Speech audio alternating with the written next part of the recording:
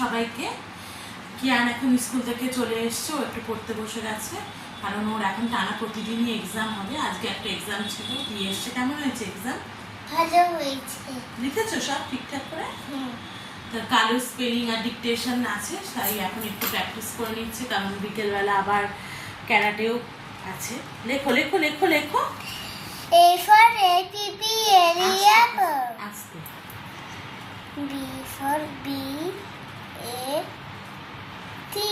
হ্যাঁ, Bat. কারণ বিকেলবেলা ক্যারাটেতেও যেতে হবে আবার। আগের দিন যে যায়নি, আমার শরীরটা ভালো না থাকার জন্য যায়নি, কিন্তু আজকে পাঠাবো।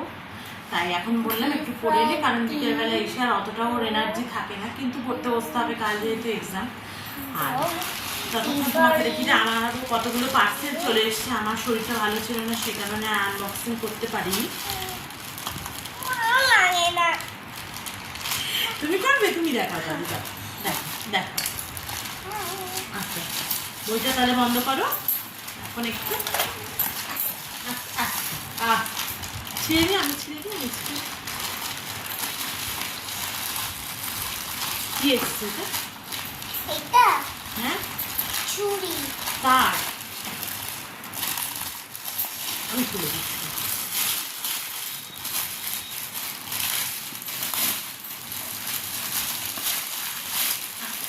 ছিঁড়ে যাবে, ছিঁড়ে যাবে। আমি একটা ফ্যাব্রিক ব্যাঙ্গেল অর্ডার দিয়েছিলাম, 4টে সেট।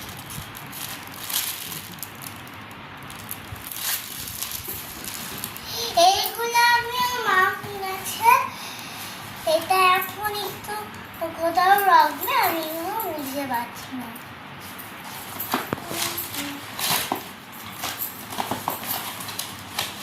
আমি এখানে একটা প্লামের সিরাম অর্ডার দিয়েছিলাম। আর এই রাখো রাখো রাখো রাখো। আর এই বিগ তুমি পারবে না দাদা, আমি ছিটতে পারবো। হাত থেকে দাও, হাত থেকে তুমি আমাকে দাও না তো, তোমারই তো যাচ্ছে। আমার তো না। এবার দেখো, এবার ছিল।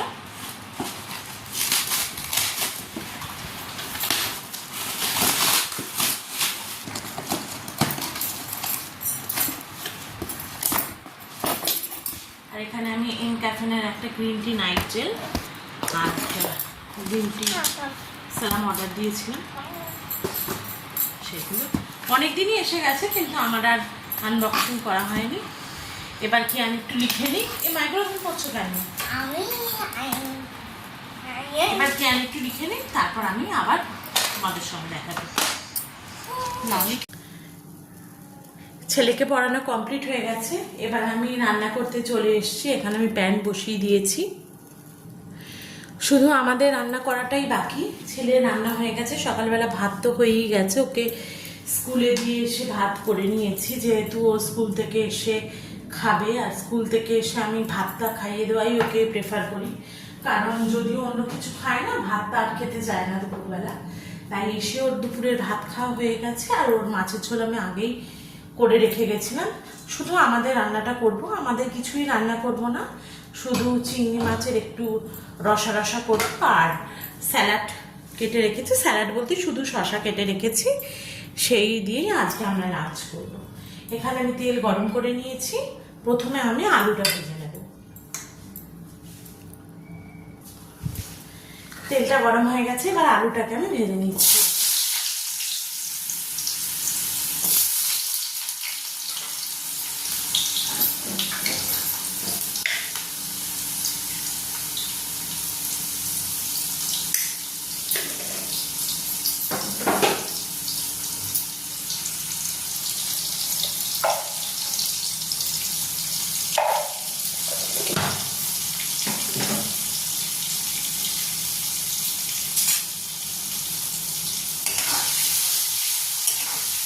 আমি আলুগুলোকে ছোট ছোট টুকরো করেই দিয়েছি, কারণ অনেক সময় সেদ্ধ হয় না, আর চিংড়ি মাছ সেদ্ধ হতে তো সময় লাগে না, তাই আমি আলুগুলোকে ছোট ছোট টুকরো করে দিয়েছি।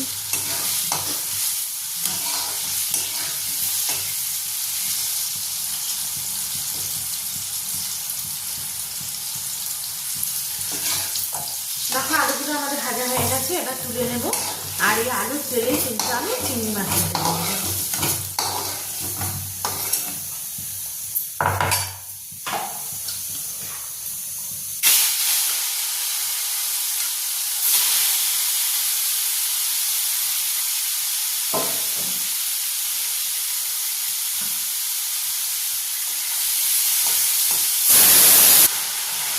এবার আমি চিংড়ি মাছগুলো ভাজা হয়ে গেছে, এবার আমি এগুলোকে তুলে রাখবো।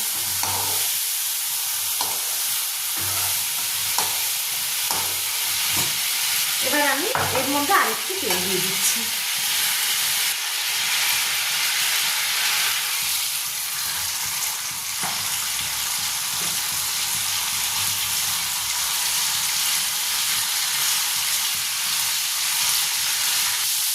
এবার এর মধ্যে কালো জিরে ফোড়ন দিয়ে দিলাম আর দিয়ে দেবো পেঁয়াজ। আলুটা যেহেতু আমি আগেই ভেজে রেখেছি তাই আমি এখন পেঁয়াজটা দিলাম। তোমরা যদি আলুটা আগে না ভাজো তাহলে আলুটা এই সময় দিয়ে তারপর পেঁয়াজটা দেবে। এবার পেঁয়াজটা আমি একটু হালকা ব্রাউন করে ভেজে নেবো, তারপর মশলাটা দিয়ে দেবো।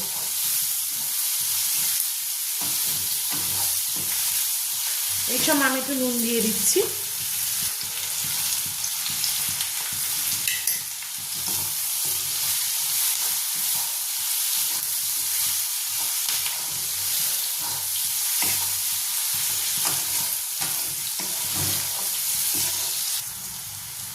এবার আমি এর মধ্যে যে মশলাটা বানিয়ে রেখেছিলাম সেই মশলাটা দিয়ে দিচ্ছি।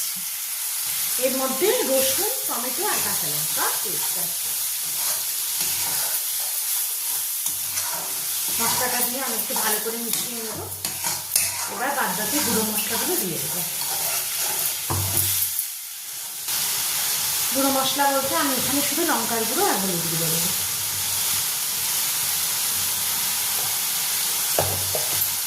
আর দেবো দিয়ে ভালো করে মিশিয়ে নেব। আর এবার আমি ভেজে রাখা আলুটাকে এর মধ্যে দিয়ে দিচ্ছি।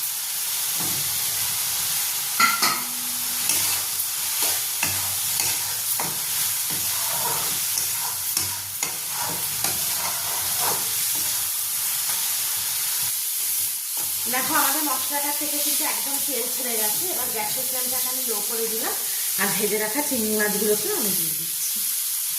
দিয়ে বেশিক্ষণ না, আরো 1 মিনিট মতো কষিয়ে কিন্তু আমি জল দিয়ে দেবো। এই সময় তোমরা নুন ঝালটা একটু চেক করে নেবো। আমার একদম ঠিকঠাকই আছে, টেস্ট করিনি কিন্তু আন্দাজেই বলছি একদম ঠিকঠাকই আছে। এবার 1 মিনিট মতন আর একটু কষিয়ে আমি জল দিয়ে দেবো। দেখো চিংড়ি মাছটাকে আমি কষিয়ে নিয়েছি। এবার এর মধ্যে আমি জল দিয়ে দিচ্ছি। আমি একটু পরিমাণ মতোই জল দেবো, খুব একটা ঝোল রাখবো না যেহেতু।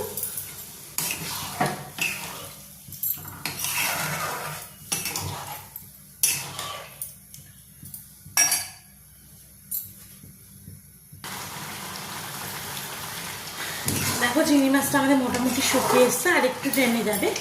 ততক্ষণ দেখিয়ে দিই আমি একটু স্যালাড কাটলাম। স্যালাড বলতে শুধু শশাই কাটলাম।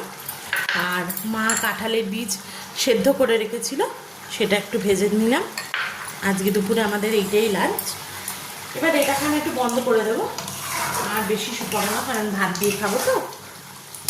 এবার আমি এটাকে রাতে ডিনার করতে চলে এসেছি। এতক্ষণ ছেলেকে নিয়ে একটু পড়তে বসিয়েছিলাম, তাই আর তোমাদের সঙ্গে কথা বলা হয়নি। তাই ওর বাবা আজকে রাতে এই রুটি আর এক তরকা কিনে নিয়ে এসছে বাইরের থেকে, সেটাই আজকে খাবো। আগে মাকে দিয়ে নিচ্ছি। আর আম কিনে এনেছে, সেই আম মাকে রুটি দিয়ে দিয়েছি, তরকাও দিয়ে দিয়েছি। পেঁয়াজ দিয়েছে, ওরা পেঁয়াজ দিয়ে দিলাম। আর আম আর কাঁঠাল। কাঁঠাল আজকে আমি আর ওর বাবা খাবো না, কিনে এনেছি, মাকে দিলাম। কাঁঠাল আমরা কালকে খাবো। আবার তোমাদের সঙ্গে দেখা হবে পরের ব্লগে। আজকের মতন গুড নাইট।